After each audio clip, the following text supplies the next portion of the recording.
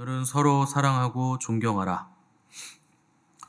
서로 사랑하고 존경하라 하는 제목으로 우리 하나님 말씀 함께 나누도록 하겠습니다. 사람은 자기가 에너지를 쓸 때 한 가지 일에 쓸 때 가장 효율이 좋고 힘을 잘 발휘하게 되어 있습니다. 근데 여러 가지에 동시에 관심을 가지고 힘을 쏟으면 당연히 에너지가 분산이 되겠죠. 그래서 한 사람이 그 여러 가지 일을 혼자서 동시에 생각하고 고민이 많아지면 생각이 분산되죠.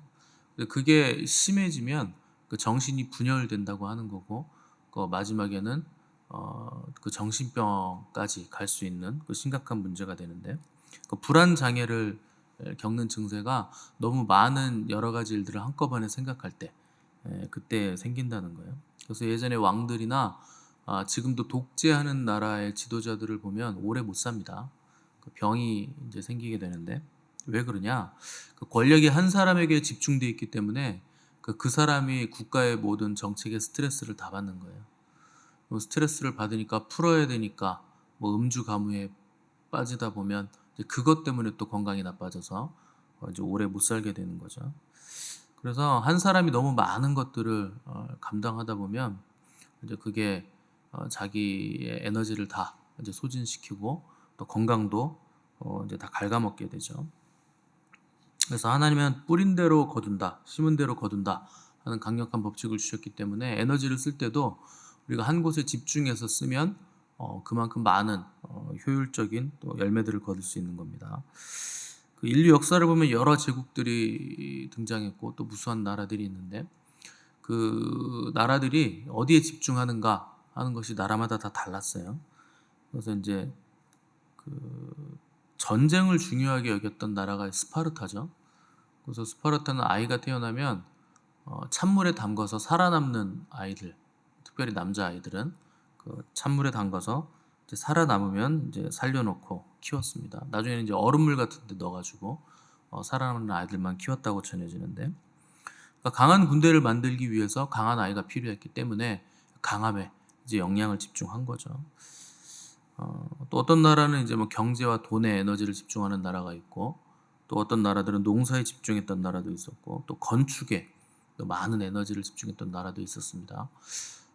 내가 그 통계적으로 가장 효과적으로 나라를 통치하고 국민들이 행복하고 오래 존재하는 나라들을 보면 사람을 귀중히 여기는 나라가 오래 갑니다. 그리고 가장 행복指수가 높고, 그래서 오늘날 그런 나라들 우리가 뭐라고 부르느냐? 이제 민주주의 국가다 이렇게 부르는 거예요. 하나님이 아브라함을 부르셨을 때 이제 큰 민족을 이루게 하셨는데, 그때 하나님이 아브라함에게 주신 것은 땅의 모든 사람들을 정복해서 사람들을 노예로 삼아라 이런 비전을 주신 게 아니고, 땅의 모든 사람들이 너로 인해서 복을 얻을 것이다. 이게 아브라함의 소명입니다. 이건 뭐 우리의 소명이기도 하죠. 그래서 우리가 가는 곳마다 사람들이 복을 받아야 돼요.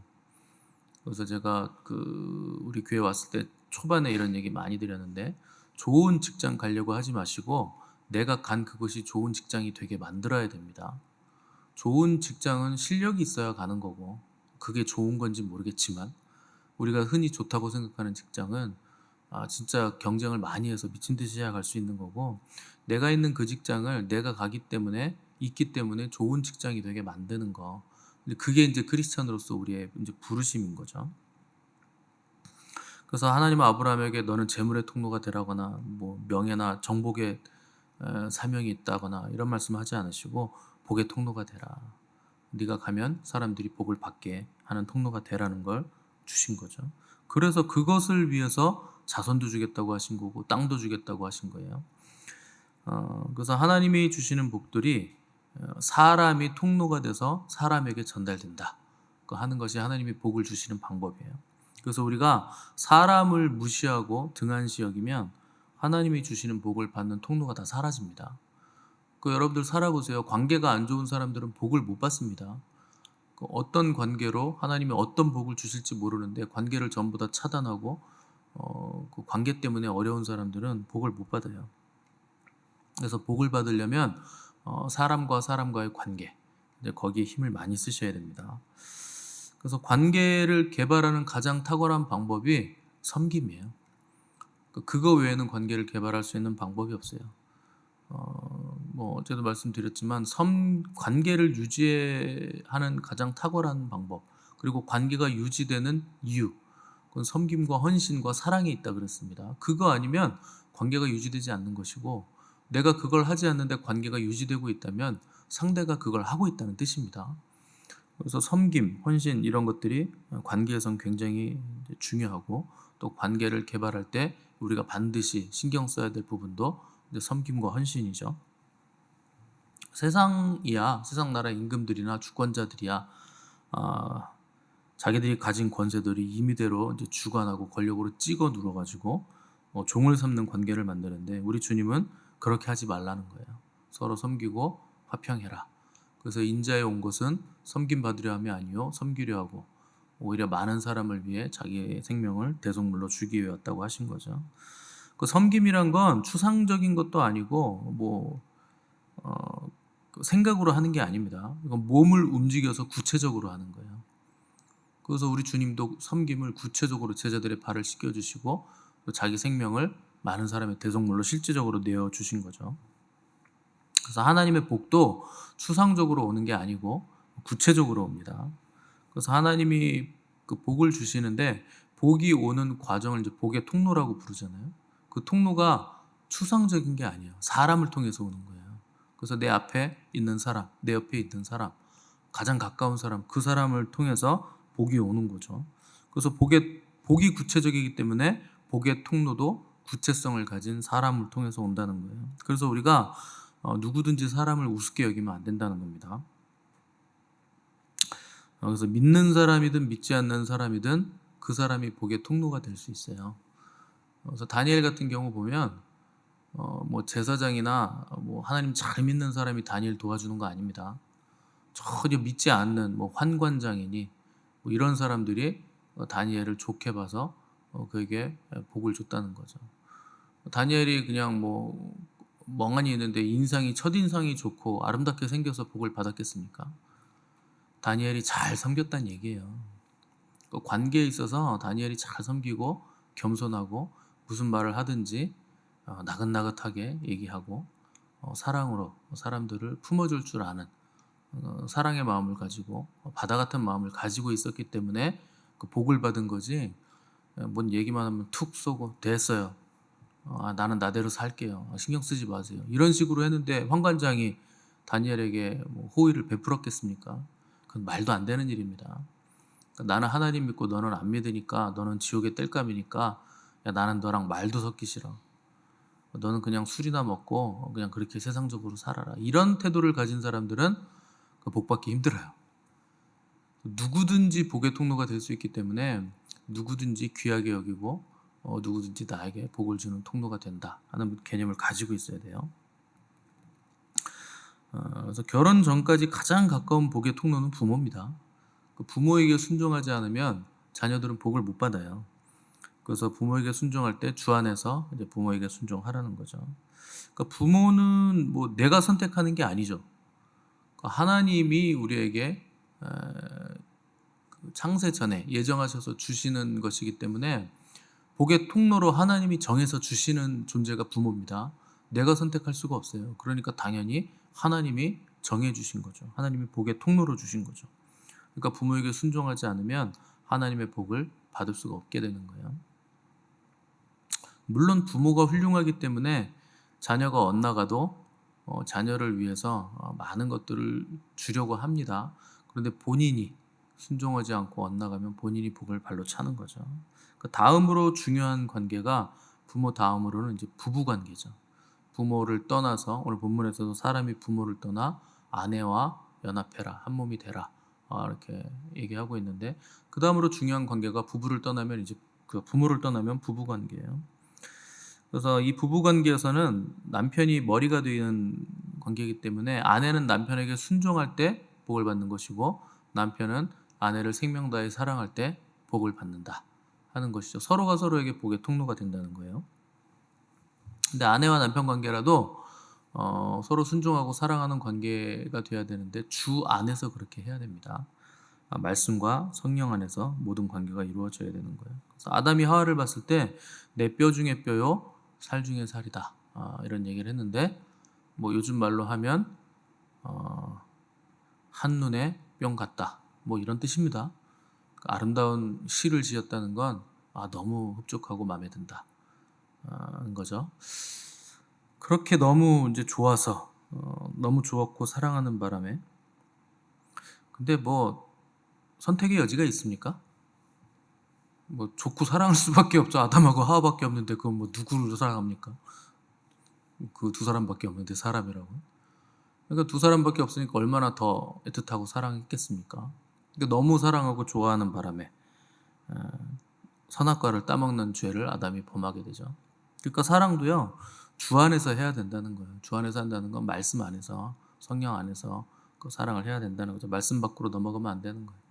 삼손 같은 경우는 태어나면서부터 사사로 이제 수태고지를 받았는데 일평생 한 게 힘자랑하고 여자 꽁무니 쫓아다니고 이거밖에 없습니다.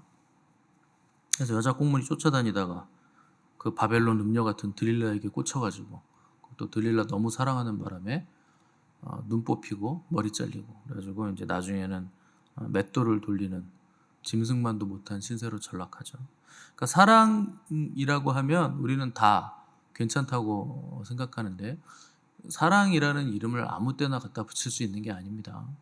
정욕도 사랑이라고 하고 음란도 사랑이라고 하는 시대인데 그래서 뭐 그 사랑은 혐오보다 강하다 뭐 이런 얘기를 자꾸 하시는데 그건 사랑이 아닙니다. 그냥 음란이고 정욕이고 퇴폐죠.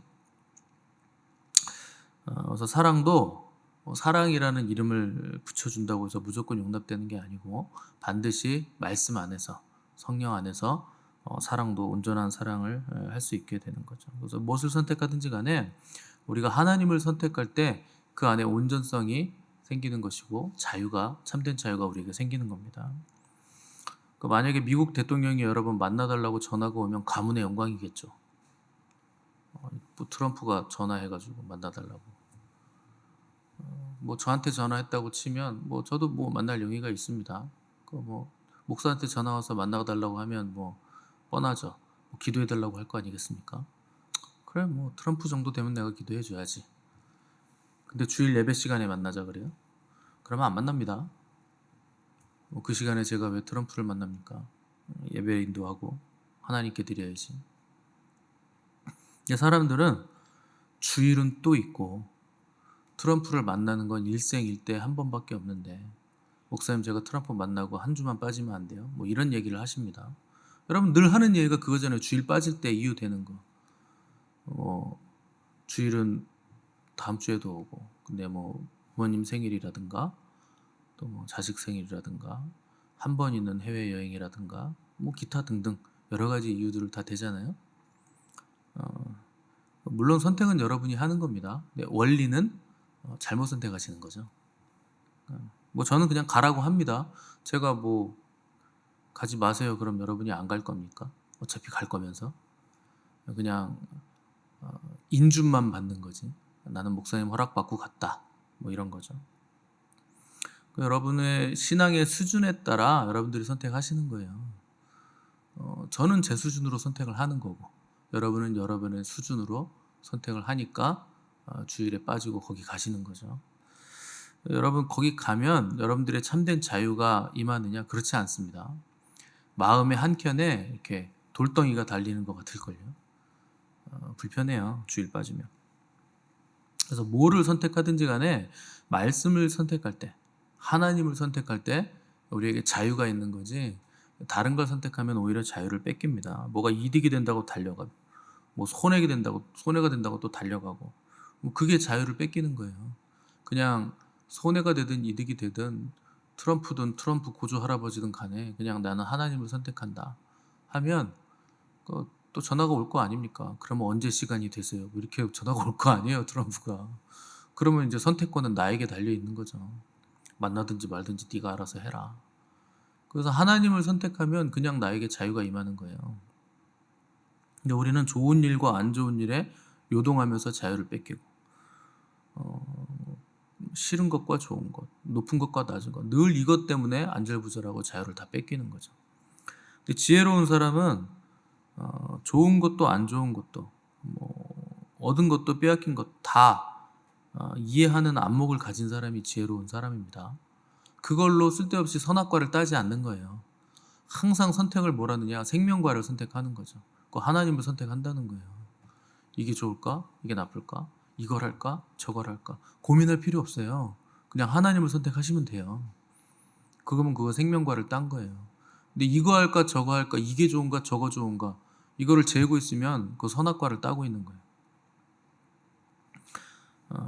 그래서 모든 사람이 선악과 딸 때 지혜로운 사람은 생명과를 따죠. 그 모든 사람이 강도 바라봐 풀어달라고 할 때 진리 대신 예수 그리스도 말씀을 우리 가운데 풀어달라 요구하는 사람이 지혜로운 사람입니다. 근데 예배 드릴 때 말씀을 들을 때는 그게 될 것 같은데 삶의 자리에서는 늘 죽을 지경이에요. 이게 좋은가? 저게 좋은가? 왜 그렇게 안달복달하느냐? 하나님을 선택하지 않아서 그래요. 내 이득, 내 손해 이런 것들 때문에 여러분들이 안달복달하는 거죠. 그리고 생각을 할 때도 꼭 저게 나를 이렇게 생각하는 건가? 저렇게 생각하는 건가? 이것 때문에 여러분들이 늘 위화감이 생기는 겁니다. 그냥 생각을 하지 마세요. 우리 생각은 다 뭡니까? 아시잖아요. 내가 예상하는 그 예상은 전부 다 틀려요. 사람이 사람 속을 모릅니다. 사람이 사람을 예상한다는 거 말도 안 되는 짓들을 하는 거예요. 그래서 그냥 생각은 하나님이 하시는 거고 우리는 하나님의 말씀이 떨어지면 그냥 그 말씀을 붙잡으면 되는 겁니다. 그러면은 가벼운데 우리는 늘 돌덩이를 매달아요. 내가 생각해서 이건 이런가? 저건 저런가? 저 사람이 저렇게 말할 때 나에 대해서 이렇게 생각한 건가? 그렇게 좀 생각하면 어떻습니까? 내가 그러니까 그렇게 생각을 했겠죠. 나한테 그런 게 없으면 왜 그렇게 생각을 했겠어요? 아, 내가 문제구나. 그렇게 생각하면 되죠. 문제는 많으면서 왜 문제 없는 무흠한 인간이 되고 싶어 하십니까? 내가 내 문제를 빨리 고쳐야 되는 거지. 그래서 주 안에서 선택하시고 주 안에서 움직이시고 말씀을 그냥 선택하시고 그냥 그대로 계시면 됩니다. 그럼 하나님이 다 하시고 말씀이 살아있기 때문에 에너지가 있기 때문에 일을 하세요. 내가 말씀을 붙잡으면 그 말씀이 일을 하는 겁니다. 내가 일을 하려고 하면 안 됩니다. 그래서 우리가 주 안에서 움직인다는 건 족쇄가 채워지는 게 아니고 우리가 나약하고 연약해도 주님이 하신다. 그런 뜻입니다. 오늘 본문에서 바울은 사람이 부모를 떠나 그의 아내와 합하여 그들이 한 육체가 될지니라. 그러니까 가장 가까운 관계를 통해서 한 몸을 이뤄라. 그러니까 부부간에가 가장 가깝잖아요. 부부 관계에서도 한 몸을 못 이루는데 교회 공동체 안에서 어떻게 한 몸, 한 지체가 됩니까? 불가능해요. 부부도 안 되는데 어떻게 다른 타인들과 한 몸을 이뤄요? 이거부터 하라는 거죠. 이것은 그리스도와 교회의 비밀이죠. 왜 비밀이냐? 하나님께서 창세 전에 짝주어 주신 것을 사람이 나누지 못하는 관계. 이게 부부관계. 그러니까 비밀이죠. 신비죠. 우리는 내가 선 봐가지고 결혼한 것 같고 내가 선택해서 결혼한 것 같잖아요. 근데 하나님이 정해주신 관계라는 거예요. 부부관계는. 창세전에 예정하셨다는 거죠. 또 원래 1 더하기 1은 2입니다. 근데 부부는 1 더하기 1이 1이 되는 거예요. 그러니까 이게 신비죠. 비밀이죠. 그러니까 하나님은 우리를 하나의 존재로 보신다. 부부관계를 보실 때 하나의 존재로 보신다 하는 겁니다. 그러니까 내가 나를 사랑하는 거 당연하다는 거예요. 그래서 5장의 마지막에서 바울은 너희도 각각 자기의 아내 사랑하기를 자신같이 하고 그러니까 지금 5장 마지막 부분을 보시면 전부 다 누구에게 하는 얘기냐면 남편들에게 하는 얘기입니다. 전체 구조가 남편에게 하는 얘기예요. 왜냐하면 남편이 머리고 남편이 책임자이기 때문에 부부가 서로 사랑해야 된다는 얘기를 하고 있지만 남편에게 책임이 있다. 그래서 남편을 위주로 지금 얘기를 하고 있는 거죠. 부부가 한 몸이고 가장 가깝기 때문에 사랑해야 되는데 이 뇌 과학자들이 가까운 관계에 대한 연구를 한 적이 있어요. 왜 우리는 가까운 관계일수록 함부로 대하는가? 별 쓸데없는 걸 다 연구하죠. 근데 뇌 과학자들이니까 연구해 볼 만한 가치가 있었던 겁니다. 재밌게도 가까운 관계일수록 너무 가까운 바람에 뇌가 어떻게 인지를 하냐면 저 사람이 나라고 인지를 한대요. 너무 가까워서. 그러니까 저 사람이 나고 내가 저 사람이라고 인지를 하는 것. 그러니까 뇌가 그렇게 한다는 건 하나님이 창조 원리로 그렇게 심어주셨다는 거예요.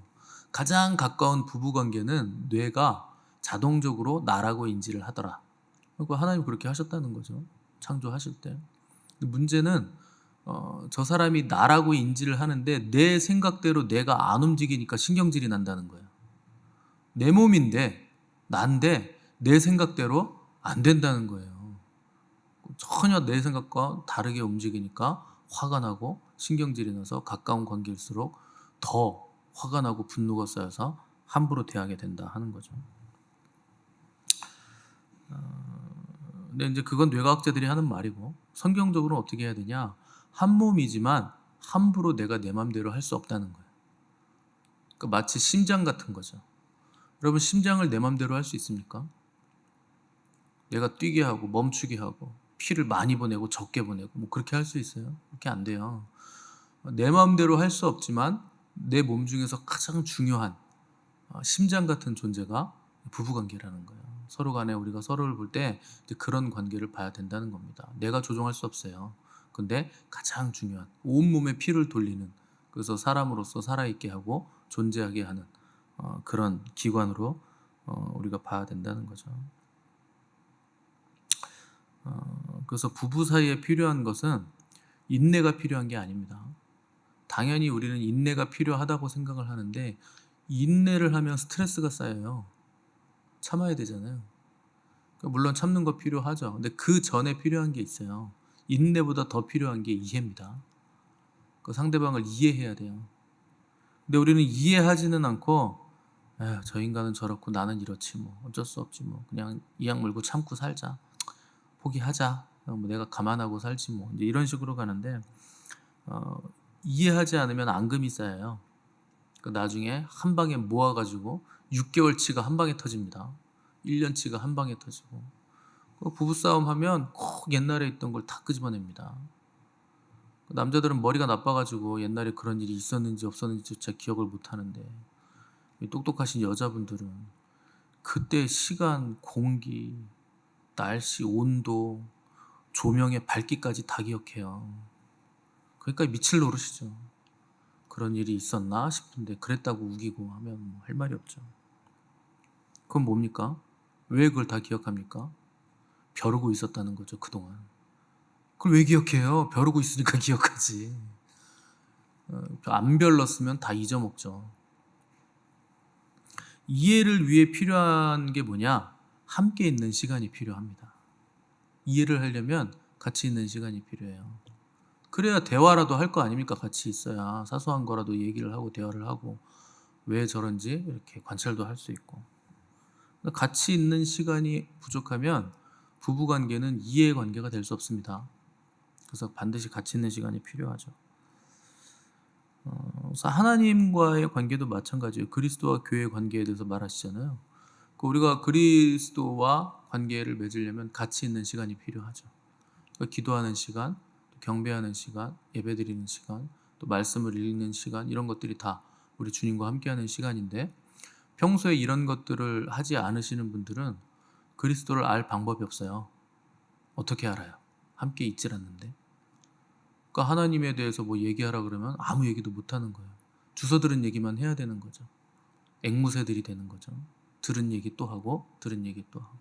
개인적인 친밀함이 없으면 뻔한 얘기 하게 돼 있습니다. 그래서 목사들도 하나님과 친밀하지도 않고 하나님을 모르면 설교를 이렇게 들어보잖아요.